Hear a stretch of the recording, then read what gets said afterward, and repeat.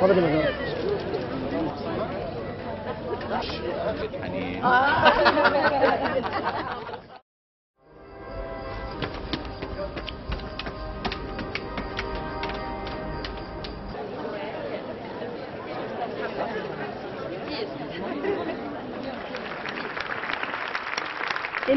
برای نخستین بار هنرمند برجسته ایرانی محمد رضا شجریان به همراه گروه شهناز با جشنواره بهت‌الدین همکاری کرد و با خواندن آوازهای دلنشینی در زمینه عشق و مهر شور زیبایی به این جشنواره بخشید.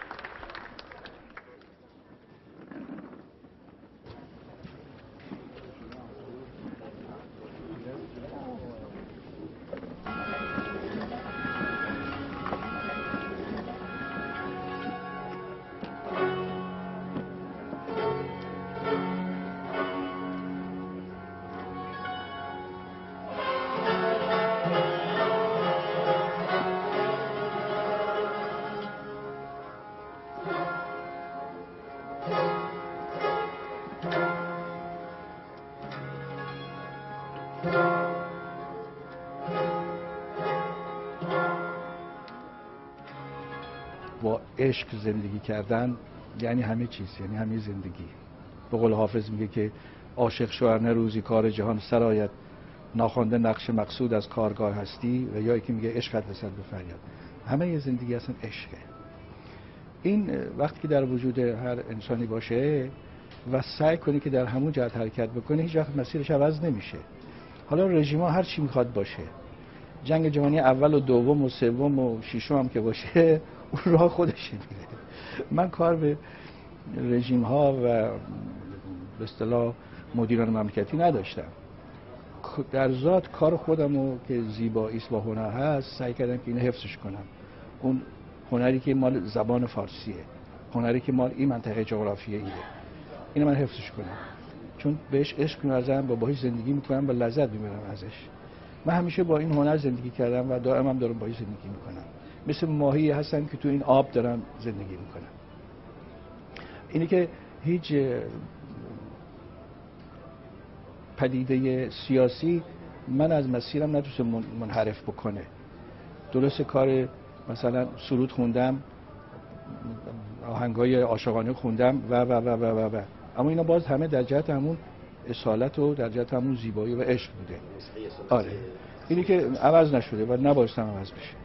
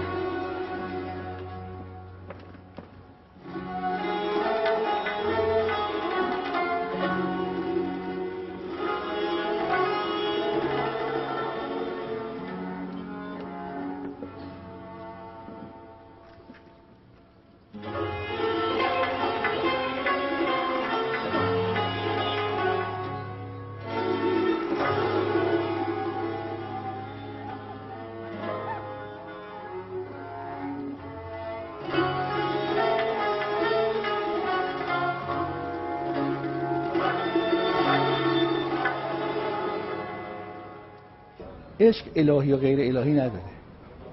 عشق عشق. حالا بستگی داره که شما به چه چیز عشق داشته باشید.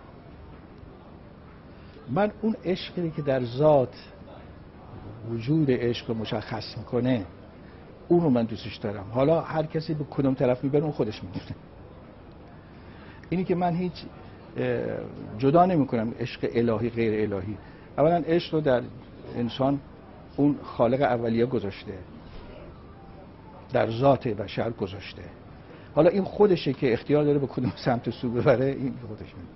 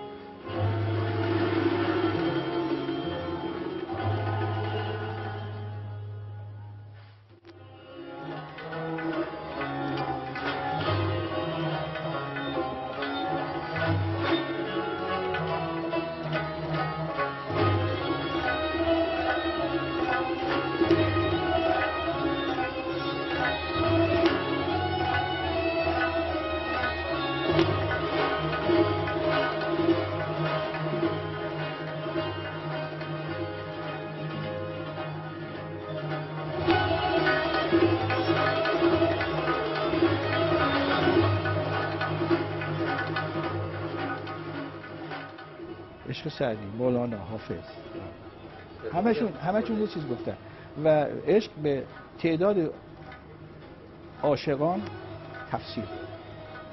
این هر کسی عشق رو بخوشه تو تفسیر.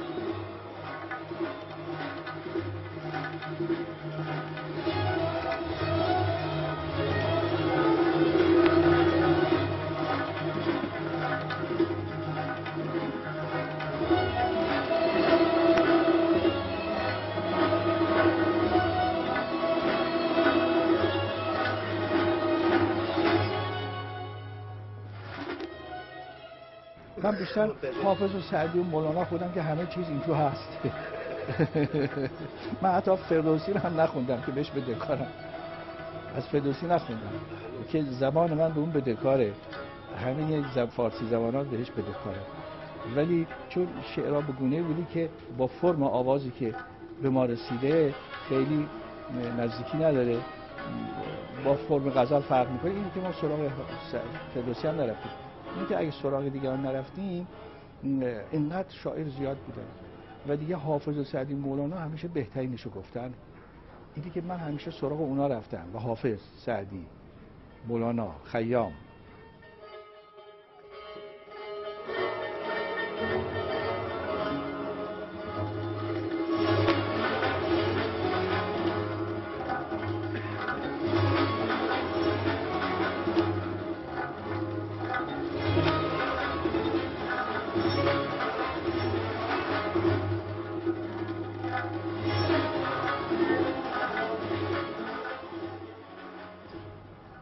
من خب خیلی هنرها رو وارد شدم، خطاطی، فرض کنیم که نجاری، فرض کنیم که گل‌آرایی، گل پروری و خب اونم برای که فقط یه زمانی رو بودم.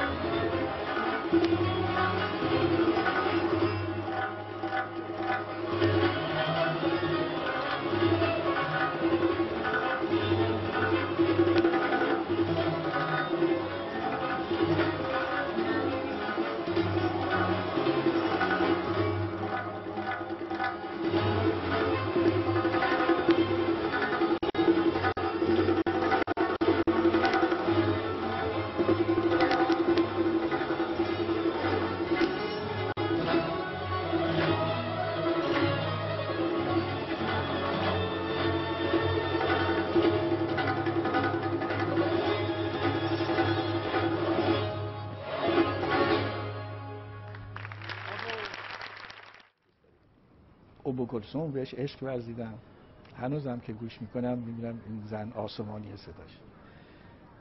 و یکی هم مصطفی اسماعیل قرائت قرآن. این دو نفر رو من خیلی دوست دارم. فیروزم میشناسم، اما ام کلثوم جای دیگه داره.